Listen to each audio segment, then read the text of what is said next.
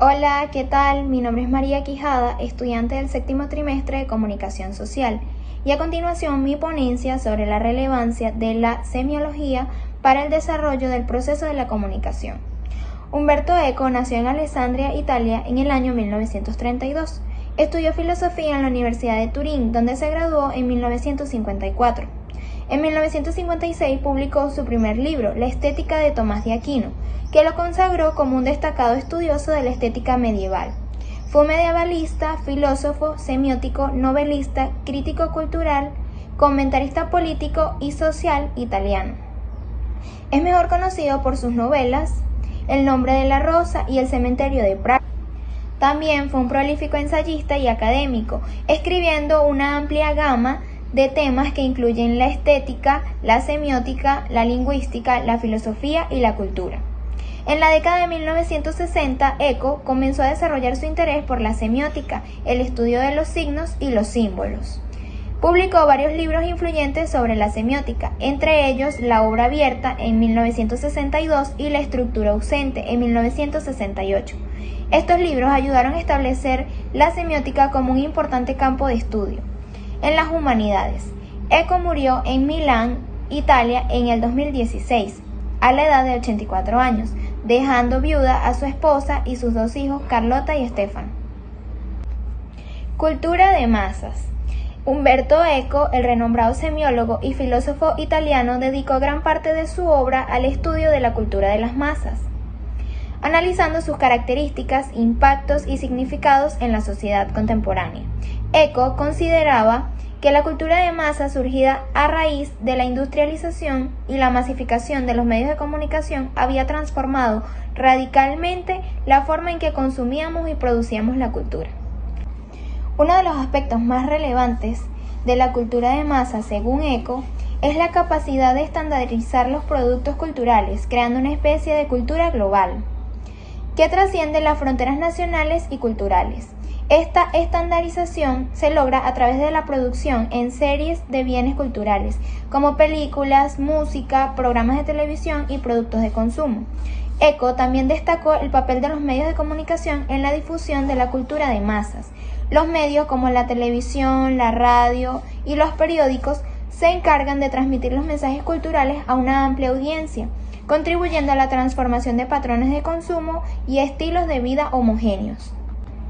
El fenómeno semiótico es la relación entre un signo y su significado.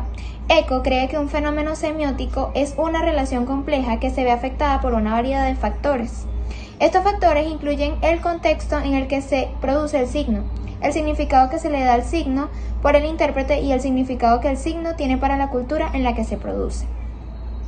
Eco exploró el fenómeno semiótico en su libro La teoría de los signos, en el año 1976. En este libro, Eco estudió las diferentes formas en las que los signos pueden producir un significado. Eco también discutió diferentes tipos de signos y cómo se pueden clasificar. El fenómeno semiótico es un concepto importante porque nos ayuda a comprender cómo los signos producen un significado. Al comprender cómo los signos producen un significado, podemos aprender más sobre cómo funciona la comunicación y cómo se interpreta su significado. El Tratado General de la Semiótica. Este libro fue publicado en 1975. Es una obra fundamental sobre la semiótica, que es la disciplina que estudia los signos y su interpretación. En él, Eco propone una teoría general de la semiótica, que abarca desde los fundamentos filosóficos de una disciplina hasta sus aplicaciones en diversas áreas del conocimiento, como la literatura, el arte, la comunicación y la cultura. El libro se divide en tres partes. La primera parte es Fundamentos, que presenta una introducción a la semiótica, su historia, sus principales conceptos y sus métodos. La segunda parte, que se llama Signos, analiza los diferentes tipos de signos, desde los signos naturales hasta los signos artificiales. Y por último, la tercera parte, que es la semiótica de la cultura, que aplica la semiótica a la interpretación de los fenómenos culturales como el arte, la literatura y la publicidad. Símbolos y culturas de masas. Este libro fue publicado en 1964. Es una colección de ensayos sobre los símbolos y su papel en la cultura de masas. En los ensayos, Eco analiza los símbolos de diversas culturas, desde la cultura medieval hasta la cultura contemporánea.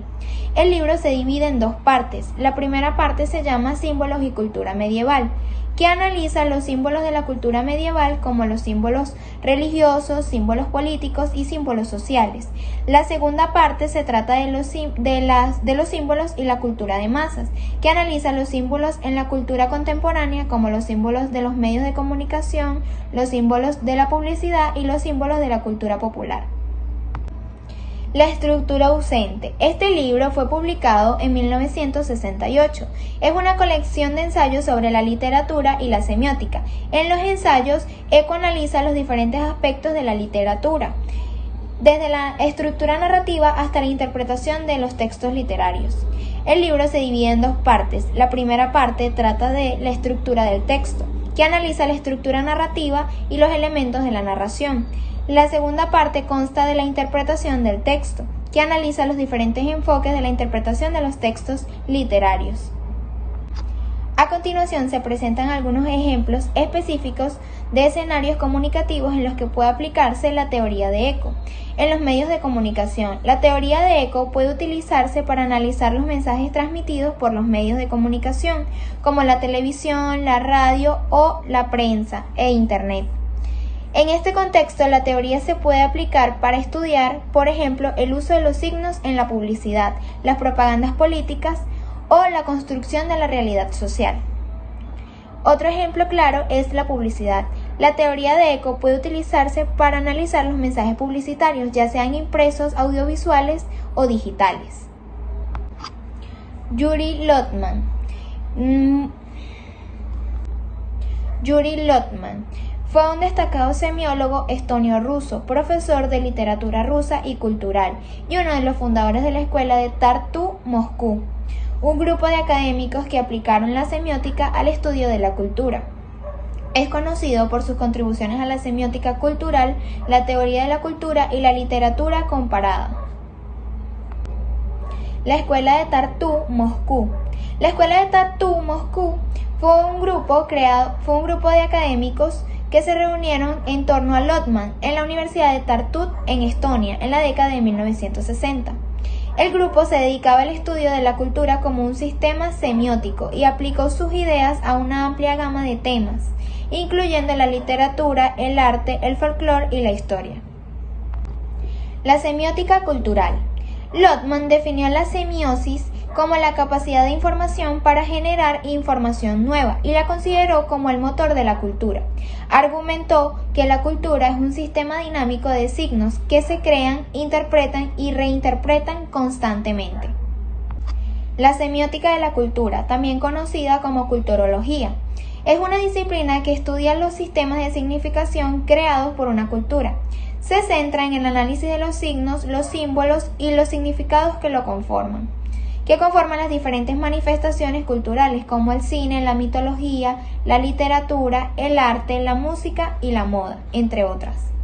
El objetivo de la semiótica de la cultura es comprender cómo los sistemas de significación transmiten los significados y cómo estos significados influyen en la cultura y la sociedad. Para ello, la semiótica de la cultura utiliza una serie de herramientas y conceptos como la semiosis, la estructura, la función y el contexto. La semiótica del cine es una rama de la cultura que se centra en el análisis de los signos y los significados en el cine. El cine es un sistema de comunicación complejo que se utiliza para una variedad de signos, como la imagen, el sonido, el movimiento, entre otras.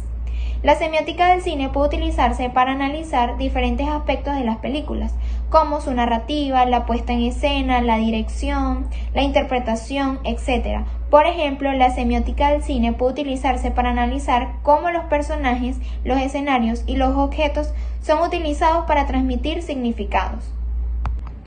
La semiótica de la mitología. La semiótica de la mitología es una rama de la semiótica de la cultura que se centra en el análisis de los mitos. Los mitos son relatos tradicionales que explican el origen del mundo, los fenómenos naturales y las relaciones sociales. La semiótica de los textos literarios. Es una rama de la semiótica de la cultura que se centra en el análisis de los signos y los significados en los textos literarios. Los textos literarios son textos que utilizan el lenguaje como sistema de significación para crear mundos imaginarios. La semiótica del arte es el estudio del significado del arte.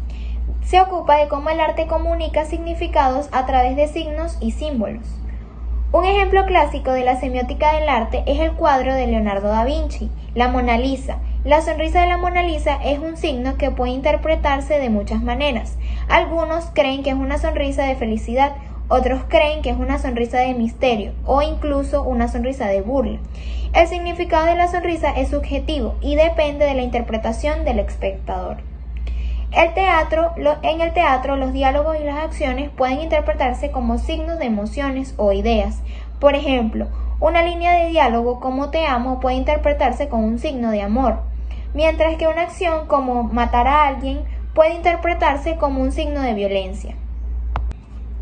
Semiósfera, que es la semiótica de la cultura, del texto, de la conducta y del espacio. La semiósfera es un concepto clave en la semiótica de Lotman. Se refiere al espacio semiótico dentro del cual se producen y circulan los signos. Cada cultura tiene su propia semiósfera, definida por sus propios sistemas de signos y reglas de interpretación. La semiósfera de una cultura puede ser permeable o impermeable, permitiendo o limitando la entrada de signos y significados externos. Y por último tenemos a la semiótica y la cibernética. Lotman también exploró las conexiones entre la semiótica y la cibernética, la ciencia de la comunicación y el control en sistemas complejos. La cibernética proporcionó a Lotman un marco para comprender cómo los sistemas de signos se autorregulan y se adaptan a nuevos entornos. Muchas gracias por su atención.